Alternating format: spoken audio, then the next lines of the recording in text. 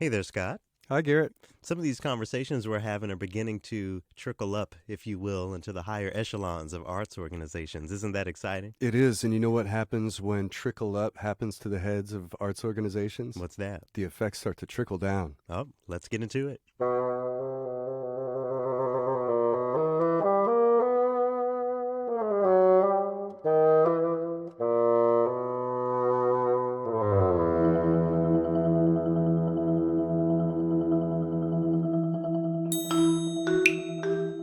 I'm Garrett McQueen. I'm Scott Blankenship. And this is TRILLOQUY, true and real stories from the fringes of classical music. We have a really excellent guest today for this third week of Black History Month, a local composer to the Twin Cities named Dameun Strange. And at the end of this opus, we're actually going to get to hear an excerpt from an opera he wrote about not Martin Luther King Jr., but Martin Luther King Jr.'s mother. So we have that to look forward to in this opus. But first and foremost, Scott, I know you're not feeling well. I'm going to try to do most of the talking today, if that's all right. Well, if you want to avoid a coughing fit, then yeah, you talk.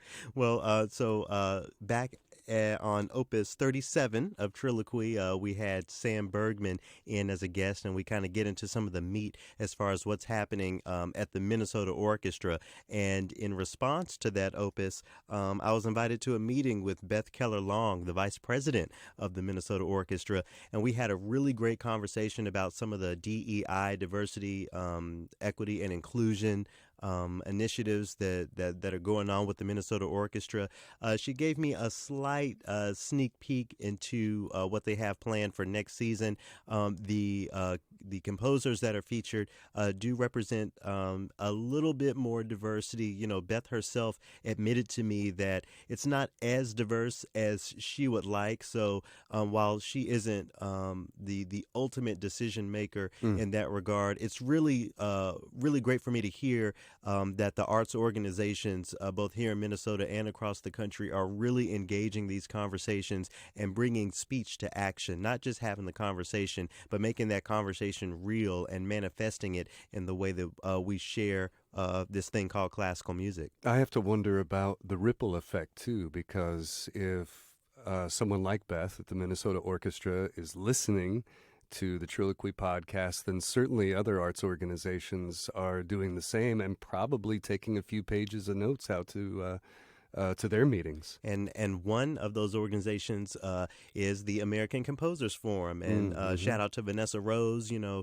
she has played a big role in some of the guests that are on TRILLOQUY and some of the networking that happens. I actually met today's guest, Dameun Strange, at a American Composers Forum convening. And since we taped or since I had the conversation with Dameun that you're going to hear here in a few minutes, he was actually named Director of Communications for the American Composers Forum. Hey. So once again, getting people of color and people of diverse backgrounds into these leadership positions so that real change can happen. And congratulations to Dameun. That's awesome. Yeah, huge congratulations to him. One of the things that we have explored this month on TRILLOQUY for Black History Month is the idea of what's wrong with Black History Month. What are some of the things that we aren't really learning when it comes to Black history? And this conversation applies to Dameun when it comes to the opera he wrote about Alberta Williams King. I'm sure that might not be a name that you know that you King. know that King, sure, but not Yeah. Alberta Williams King. So she was the mother of Dr. Martin Luther King Jr. Something that I think is really significant about her and her life is that, like Martin Luther King, she was also assassinated. She was assassinated 5 or 6 years after Martin Luther King Oh my Jr. gosh. was.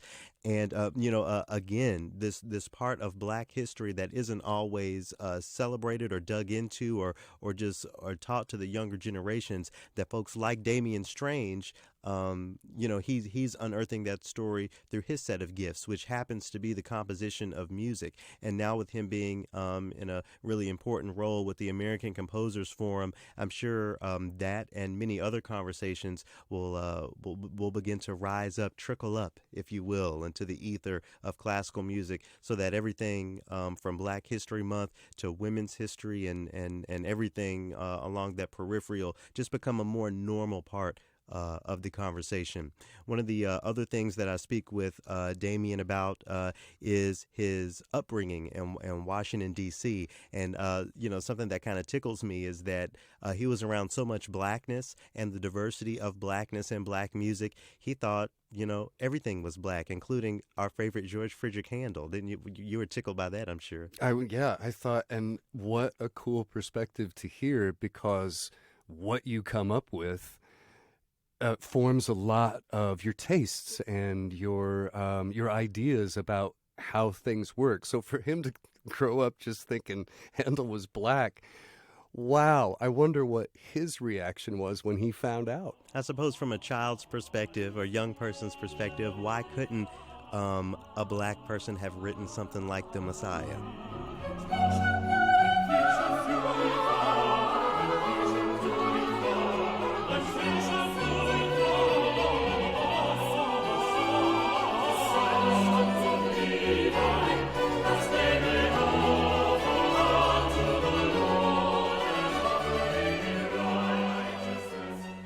Dameun also goes into his relationship with blues and gospel and church music, and really describes, that church upbringing and that maternal upbringing, that he got from his mother and his grandmother, who was on the streets as an activist. How he counts that as a formal part of his training. We don't always consider, that part of our musical upbringing as formal, but he certainly does, and he's shifted the way I think about that. And once again, I think you hear that beautifully in the music that he has composed. Specifically, in this case, the music in honor of Alberta Williams King, and in the stories he tells, and I'm sure ultimately in the new role that he has with the American Composers Forum. So once again, congratulations to Dameun Strange for earning that position. Congratulations to Vanessa Rose for having Dameun Strange on her team at the American Composers Forum. And once again, I'll shout out Beth Keller Long from the Minnesota Orchestra. Congratulations to them, and thank you for engaging some of these conversations. Yeah, let's keep the dialogue going. I don't think we're done by any means, because I'm not going to be happy until half of the programming is diverse, but again, we have to start somewhere, and I appreciate the movement that those organizations are making. Maybe there's an organization where you live that you feel like needs to be having more of these conversations. Shout us out. Tell them about us. Tell us about them, so that we can, spread what we're doing as far as we can. So with all that in mind, how about we jump into the conversation with Mr. Dameun Strange. Dameun Strange, it's such a pleasure to have you here on TRILLOQUY. Thank you for taking the time. Oh, I'm honored to be on your show. We met at the American Composers Forum convening, and I was on stage, really trashing Handel, and it looked like that got your attention. And for you to recognize how important and significant it is to call folks like Handel out for their relationship to the transatlantic slave trade and all that sort of thing. I was just really tickled that you also understood how important conversations like that are. And we're going to get into you and your music and talk a little about Black History and Black History Month. But just to get us started, are conversations like those relatively new to you? Are these conversations that you've been having a long time, the very historical relationship between the African diaspora and classical music? I would say it's I think the frequency is new. Okay. But it's always been something that I've kind of thought about. Mm-hmm. And thinking about my experience in undergrad, I think those conversations, because of where I was and the music that I was trying to write and be a part of, Mm-hmm. those conversations started to sort of come up more frequently then. At that time, I didn't have a lot of answers. Yeah. And, the more sort of knowledge I gained about history, and in particular colonialism, sort of the more I had to say about that. Right. And it's difficult because, and I talk about this all the time. I'm trained as a bassoonist. I'm not a musicologist. I'm not a historian. But because these stories and this bit of Black music history is never taught at the conservatory or at school, it's up to us. I certainly think it's up to me to do what I can to unearth all of these stories and to let people know and to make them as uncomfortable as they feel along the way. That's their business. Right. And, this is one of the things that I always appreciated about music, actually, and maybe even art in general, was the way it taught you about history. Mm-hmm. I always felt that I retained things better. Yeah, if I could point to this musical period, I understand that this war was happening at this time or whatever.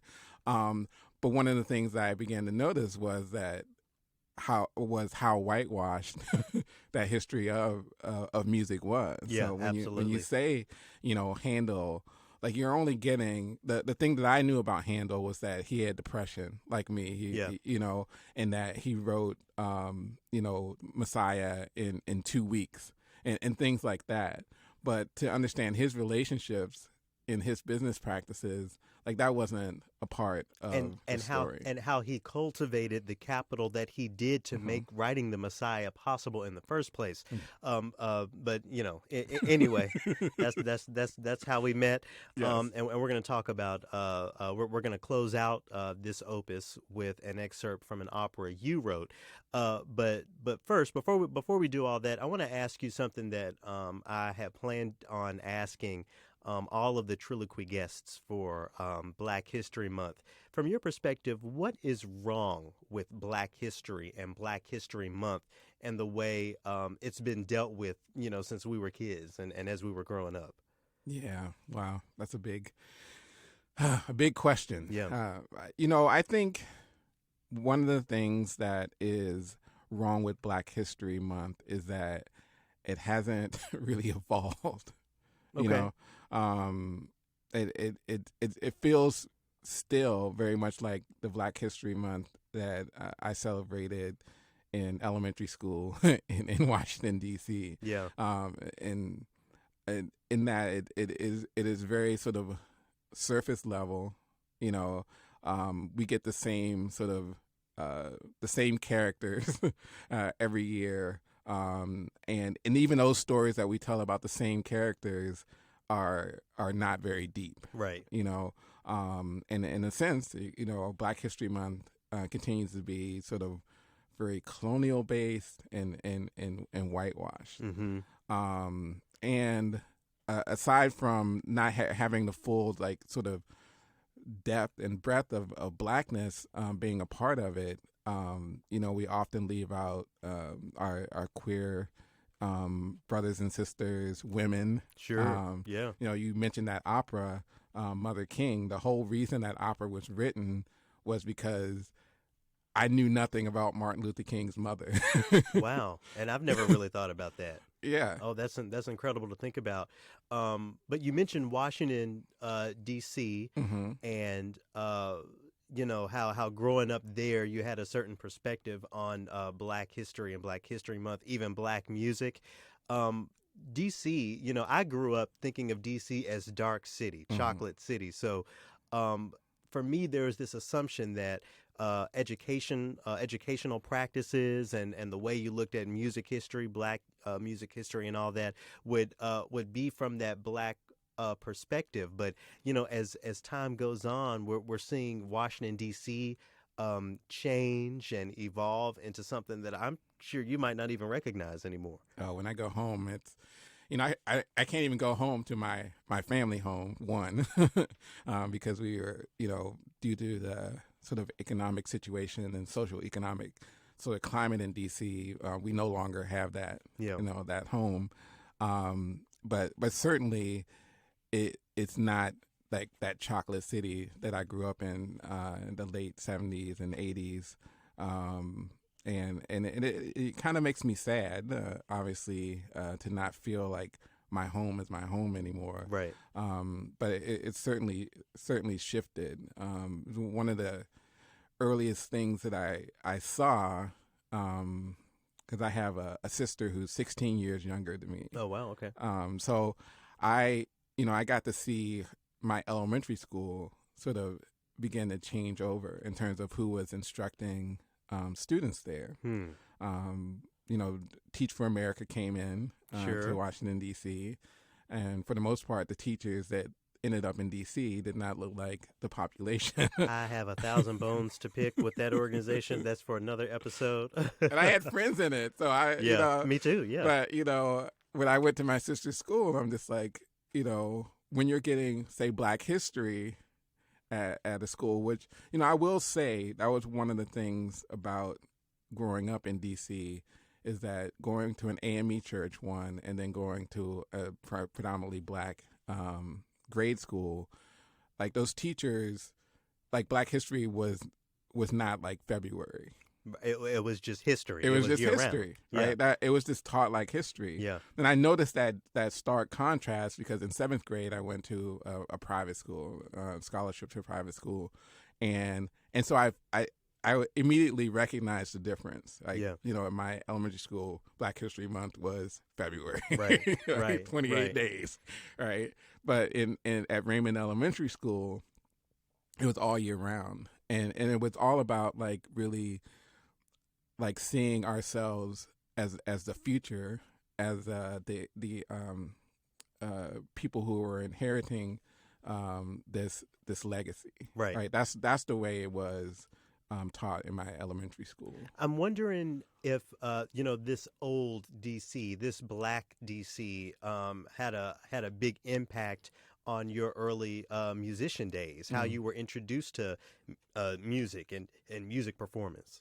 Yeah, so I think when you're in a city like Washington D.C. or any other like other chocolate cities, like you are aware of sort of the scope or breadth of Blackness more. That was one thing that was really clear about DC, and once I came here at the age of 18, that was different.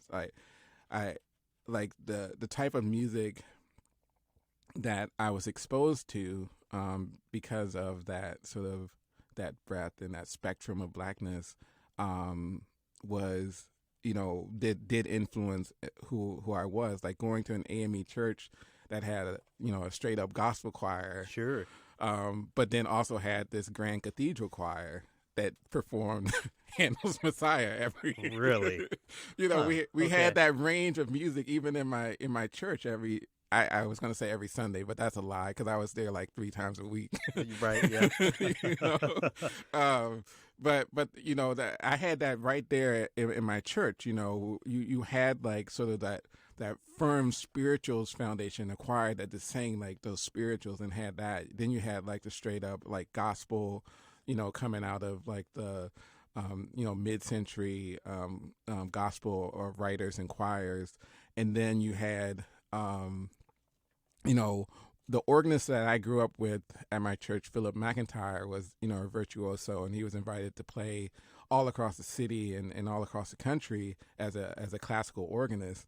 So he had that cathedral choir playing sort of that canon of classical music, classical anthems and hymns. And so that very much told me that all of this music was mine. Right. And I think I even told you in a conversation that we had later after meeting that the first time I heard Handel's Messiah, like I didn't know Handel was. You didn't know he was not Black. I didn't know he was not Black. Okay. Because again, not knowing that history, that was not in the program notes. Right. Yeah, they left that out. They left that part out. And so I'm listening to this, this Black choir with a Black orchestra. Again, this being Washington D.C. And Black soloists sing this music, and I'm 5, and I'm just like, oh, well, this is Black music. Right. So that music was my music. Same with go-go, the music of DC. Yeah. That's my music too. Yeah. Hardcore, like rock. Sure. That's my music too. That was DC. Because you saw Black people doing it. In DC, you saw that happening, in the late 70s, early 80s, and throughout the 80s, in fact. And so my idea was like all of this was was obtainable for me, all of this music. And so I didn't have to restrict, the type of music that I wanted to perform, or the type of music that I wanted to explore. Like I didn't have those boundaries put on me. So beyond being exposed to classic styles of music in the church, like, I would say most Black people are, at least, our age. Were you exposed to music in other ways? I wonder if you were a legacy musician in any way. Did you have a musical set of parents or grandparents? Yeah, well, thinking again about my church experience, my mom certainly grew up in, she grew up in the church as well, the AME church, and she, from a very young age, was told that she had a beautiful voice, which was true. Yeah. And I might be a little biased, but, I heard from others. Oh, I'm sure it was quite beautiful. If I know Black church mothers, oh, yeah, the way I think I know them. Right. And so I grew up listening to her sing from the beginning. She was, she performed in R&B bands and soul bands for much of my childhood. So that was a part of some my musical introduction and upbringing, aside from my church. But then my great grandfather also was a musician, and was apparently, from the stories I've been told, was a pretty popular drummer around town. Okay. He had even played, with Duke Ellington. Oh, and wow. Was, taken under Ellington's wing as a young performer, before Duke went off, Yeah, and got all famous. Got all famous. And infamous, too. Yeah, right. So apparently my great-grandfather was relatively infamous as well. Okay, they were both out there in the streets. Out there in the streets. And I think that was one reason why my great-grandmother, who basically introduced me to, like, formal music training, was she did that so that I had a well-rounded cultural experience Sure. and education. I don't think she ever planned on me following in her ex-husband's Okay. Yeah. path. Okay, see, this sounds like some family drama here. Okay.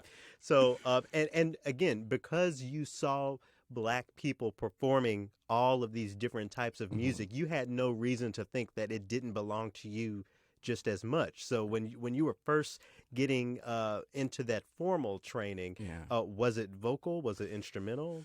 Yeah. So my first real formal training, again outside of church, because you can't discount the formal training that you get. Amen. Right. Was with the DC Youth Orchestra program. Okay. And it was somewhere around the same time that I remember hearing Handel's Messiah, that I started playing the viola. Okay, a viola. That was all right. No, I wouldn't call myself a violist. I was a 5-year-old to 9-year-old who took lessons. Okay, hey, you can play it better than I can, I'm sure. I found that strings were not my thing. So you moved on to winds or brass? Winds. Okay. At that time, I think it was like some prevailing thought that you had to be 9, or your lungs were developed enough at the age of 9 to play a band instrument. Yeah, exactly. So I had to wait until I was 9 to actually play what I really knew that I wanted to play, which was a wind instrument. And which one did you choose? I ended up choosing clarinet. Okay. I would say it chose me. Yeah. I wanted to play trumpet. Mm-hmm. The trumpet class was full. Yep. I wanted to play sax, and there were no more saxophones to rent from so clarinet was the next option. Yeah. And I, at the time, I didn't think the clarinet was very, very cool instrument. But that was one of the things, again, that was kind of stripped from my own history or education, that this was actually a jazz instrument. Yeah. And actually, there were, absolutely. Yeah. That came much later in my own education. But I played it. I played it for a few years in the DC Youth Orchestra program, and then eventually made my way to saxophone. Oh, so you did end up playing saxophone eventually? I did. Oh, okay. Did. Started age 12, playing tenor sax, and I think that's when my mom was like, hey, hey, Dameun, come here. Let me show you this woman that has a beautiful voice, and I sing her music all the time, which is Anita Baker. Oh yeah, shout out to her. Yeah. Yeah. And I was like, wow, this is amazing. Her voice was, really sort of like silky and powerful still at the same time. And Anita Baker had some amazing sax players. Oh At yeah. least on that Rapture album. That was and my mom was like, can you play what this guy is playing? So she just played the track. Yeah. And I'd be like, yeah, I think I can figure that out. So you were at home working on your Anita Baker excerpts. I was. Okay, well that's beautiful. That was the beginning. And then after spending all of so much of your development studying music, did you decide that it was going to be what you did for a living, or did that sort of happen later on? No, I kind of, even when I was playing that viola that I didn't really understand, Mm-hmm. I kind of knew that music. A lot of violists don't understand it either, but that's another conversation. Anyway. Violists always get it. And so that's another reason why I'm glad that I switched to sax.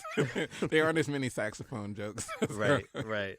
But yeah. Even then, I kind of knew that music was my thing, and even not just like sort of playing other people's music. Like I think even at that time when I was practicing or running through my lessons, I was just like, this isn't as fun. I really just want to. I want to make up my own stuff. Like, why can't I just like play this thing, Right. this lick or whatever, at this time. So even then, I like kind of wanted to just do my own thing, Sure. musically. Sure. So how did that manifest? You're wanting to do your own thing.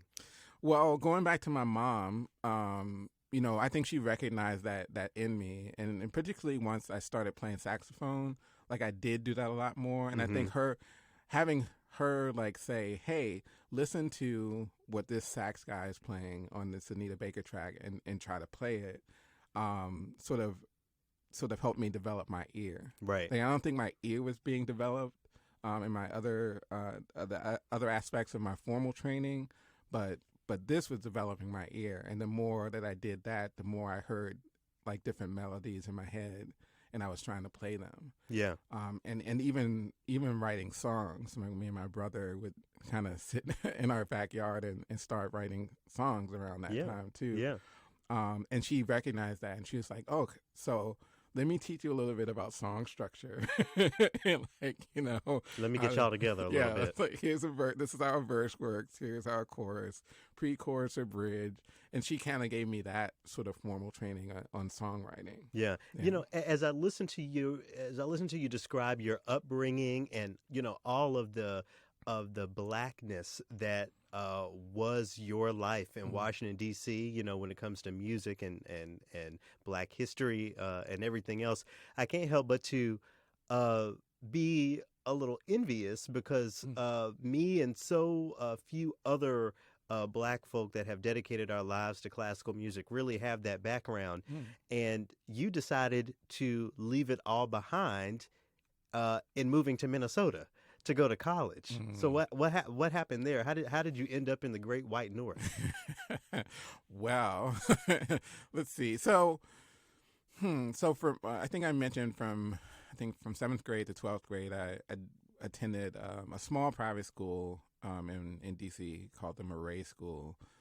It's like 600 kids from K through 12. Very different than the public schools, which had classroom sizes of like 32. Right. My largest class ever from 7th to 12th grade was 15. And I think, and even to this day, like the DC public schools aren't the best in the nation. And my great grandmother was of this generation that was actually very strongly like and proudly Black, but also had this aspiration of whiteness. Yeah. Yeah. Right? Yeah. And so that's what it was, right? So the whole aside from like DC public schools not being the top schools in the nation, going to a private school was this like this step up, Yeah. right? And she had spent a lot of her adult life nannying for one family, A white family. in the suburbs of DC, and she saw those kids go through private schools and then go to Ivy League, and that's what she wanted for her. Excellence was leaving this place and Yes. going to Yeah. and that's what fueled your decision. Yeah, partly, I mean, because we talk all the time about leaving home and going to these big schools, but if blackness, if being black in America has an Ivy League connected to it, it's the school that was right where you were from. Absolutely. Yeah, and so I did apply. Howard, for those Howard, of you yes, who don't yes. know, Howard the real University. HU. The real HU. There's also like this little bit of rebellion that has a little bit to do with it as well. Growing up in DC, at the time I grew up in DC, was a challenging period in that the story of that city. Yeah. Growing up in DC in the 80s, after Reagan was elected, the city was definitely taking a downturn. We saw in my community, which was a traditionally sort of middle class or working class Black community, was from 6th grade through, I would say, like 9th grade, I saw like sort of the fabric of the community being pulled. Sure. Little thread by this, like a little thread of crack, cocaine. Yeah. All of a sudden around the block there's like 3 crack houses. Yeah. Where there were like middle class families like raising kids. So by the 86, it was full blown sort of epidemic of both drug use and violence. So I could say my neighborhood, like, again, given the history it was, like, again, by the time I was in like 11th grade, like helicopters flying overhead, shining into my bedroom, automatic gunfire, in the alley. There was stuff like that going on. And, even as a high schooler, I was just like, well, there must be something I can do to stop this or to prevent this. And I did. Like I worked, really hard in my community.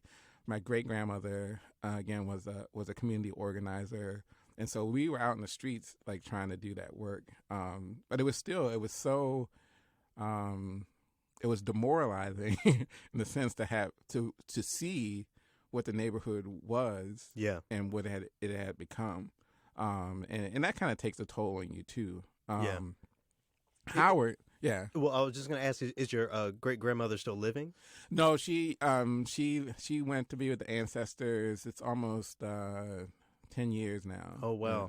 I mean, because I think about, you describe her as a community activist and someone who is very much aware of Blackness and its rich heritage and culture, but at the same time, someone who measured excellence with that white ruler, all the way to your ended up being a college student far away in Minnesota. Yeah. What sorts of jobs led, because right now you're with the Twin Cities Media Alliance, correct? I'm curious about how your idea of music and then your need to work and then putting together these two worlds. How did that lead to your current position? Yeah, that's a really good question. If you saw my full CV, you'd be like, "What was this dude doing?" Yeah. Mine too. I was bartender. All kind of stuff. Yeah, I was right out of college. I was just trying to pay McAllister back. So I taught preschool for a few years while still doing music, playing in bands. I worked at front of the house at the Ordway as a doorman and usher. Big music venue here in Yeah. St. Paul. That's where the St. Paul Chamber Orchestra plays. For folks who don't know, Minnesota Opera. And so I got to see those for free, which Oh, was nice. another, benefit of doing that type of work, because I didn't want to be as a poor graduate, Yeah. trying to pay back this private school. I didn't have a lot of capital. It's a wonder you didn't. Man, I feel like we could really talk for a long time about so many things you're saying, but right now what I'm thinking about is, again, that origin of blackness in all musical genres, and then you're being a doorman at the Ordway. That is not a black space. No. If I can just say, it's amazing that you didn't jump ship at that point. Yeah. Oh, boy. Again, I think having the experience that I had growing up in a black city like D.C., but then also going to a school like Murray, which had a very low percentage of black students at the time, learning how to swim in whiteness. Sure. It became a skill of mine. Yeah. I couldn't really swim that well in water, but in being in white spaces, I think that private school experience actually prepared me for that. Because we just have to adapt. You have That's what to it is. adapt. But anyway, I got you off track. So you were teaching preschool. You got a job at the Ordway, and then I did some political work, and I think eventually I was just like, well, there are these two areas that I really love, which is like music and arts in general, and then like community work. So that's where I should be looking. And so I think eventually I got a job working with Acorn, which was an organization that doesn't exist anymore. Okay. But it was the Association for Community Organizations for Reform now. It was basically like a union for communities. Like this, like if there was a community issue and a challenge in your community, like Acorn could help organize you to take action and to sort of change the situation in your community. right. Through that, I had many jobs sort of in that area and had connections to community organizations and things like that. And so I just started doing that type of work. I worked on the marriage amendment campaign here in 2012, which again kind of continued to grow that network. And so that year, the following year, I was a part of this program at Wilder, which is an organization here that has a foundation, and they just so happen to have this program that is a national program called the Shannon Institute for Renewal. And because I was kind of lost, I was like, I have these two things. I have this music, community activism, yeah, and so that program helped me sort of find my path, and really helped me focus in on core values, which were really about family, service to community, and authenticity. And so I kind of honed in on those things when looking for jobs in my path, and that really helped me out. And so I was on the board of Metro Regional Arts Council, which is a Twin Cities local arts organization that gets public funds to fund artists and arts programming in the Twin Cities here. And that actually really opened up my eyes to how I could sort of use what I know and in my experience. When I joined that board, there weren't a lot of people of color on it in a city that was growing, that those numbers were growing, that those populations were growing. And I would sit in panels and recognize that perspective was also not at the table when deciding who was getting funds in the Twin Cities. And that was one thing that I knew I had to change. And so I wanted, by the time I left in 6 years, for there to be at least, more people of color. Right. Just so that the perspective is there, Yes. and just so that that there are parts of the conversation that maybe would be hidden if if there were no black folks involved, or Right. Yeah, exactly. Which is it's very important. Yeah.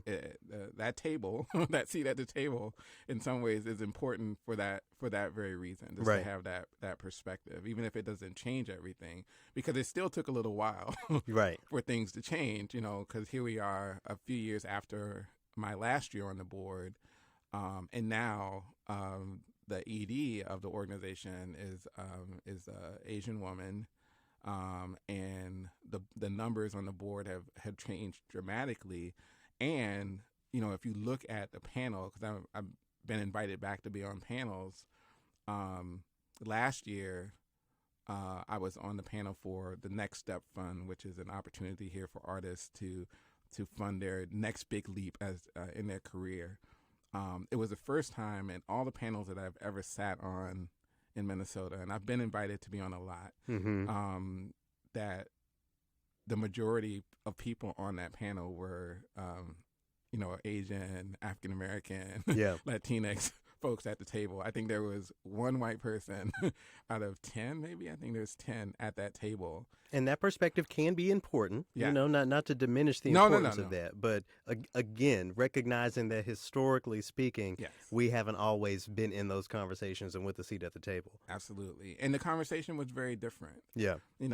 Taking time, because you only have a certain amount of time to sort of, if you have to interject some cultural relevance or reference that some people may not get, Yeah. you only have like 5 minutes Right. with like 10 people at the table to do that. And not that didn't happen, because, there are other cultural aspects that, people or parts of identity that you still have to kind of talk about. But the conversation was very different this time around. And so I felt like I achieved my goal. Yeah. And so even before that, I looked for other opportunities to do that here in the Twin Cities. Yeah. I want to talk a little bit about the community you currently live in. So it's happening all across the country, as it happened in your native Washington, D.C., communities that are traditionally black communities or communities of color, are gentrified, for lack of a better phrase. On the last Opus, I spoke with Paviel, who is a native of the Rondo community. Currently, you live in a part of town known as Frogtown. And before we cut on the mics, I talked to you a little bit about a mural in Frogtown that says development without displacement. Is there a place in that conversation of maintaining community that ties in with music or the work you do that sort of converges community activism with music? Yeah, I would say, and maybe it's even broader than music, but I think the arts, having arts be a part of that conversation is very important. Yeah. One of the things that I really appreciated about Frogtown, and my wife and I we're transplants, so we were trying to decide where we did want to live.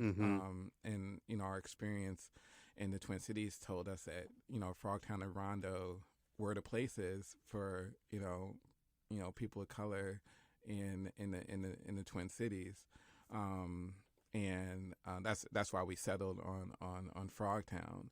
But one of the things that I really appreciated about Frogtown was how they do integrate art into their community development. The Frogtown Neighborhood Association has, since I've known them, like really use artist organizers as a way of getting information out there, bringing people together, and discussing the issues that are affecting the community. And validating all parts of that community, Yes. even the musicians, especially Yeah. the musicians, Yeah. because that's how history is told. That's how our culture has spread across generations and how it's preserved, really. Exactly. And so, when you look at Frogtown is often like a first stopping place for immigrants coming in, Yeah. refugees and immigrants. So you have that rich that history of like the Hmong community being there and the music that they have. And actually recently I did sort of curate a program at Cedar Cultural Center here over in Minneapolis that was bringing Rondo and Frogtown musicians together to perform. And one of the performances was I was so happy when this happened. It's like I didn't want to force things on people. Right. I just invited them to be a part of this. Mm-hmm. But we had a performance by Psych Lee, who is a poet and hip hop artist that grew up in Rondo community or in Frogtown community. Mm-hmm. And for his performance, he brought in performers playing traditional wind instrument from Hmong traditional wind instrument. Oh, wow. Which I had seen like almost 7 years ago at a performance, and I was like, one day I'm going to curate something that will feature this instrument, and so he mixed that with hip hop, and so that's what you see in Frogtown. You see sort of people holding on to their traditions and also like experimenting with those traditions, and that's so you have like a Davu Seru who lives also like a few blocks from me. Yeah. Amazing. I don't want to call it jazz, but some people might call it jazz. It's just black music. Right. Yeah. That classical music, even classic to us. Yeah. And folks like that. A growing Sudanese community. My neighbors are from Sudan. Oh, wow. Yeah. In fact, in my block alone, I have like immigrants from Central America, from Ecuador, from Mexico, from Sudan, from Eritrea, like just in my block. Yeah. And they all bring their own cultural and sound or culture and sound to that neighborhood. And that to me is what's special about Frogtown.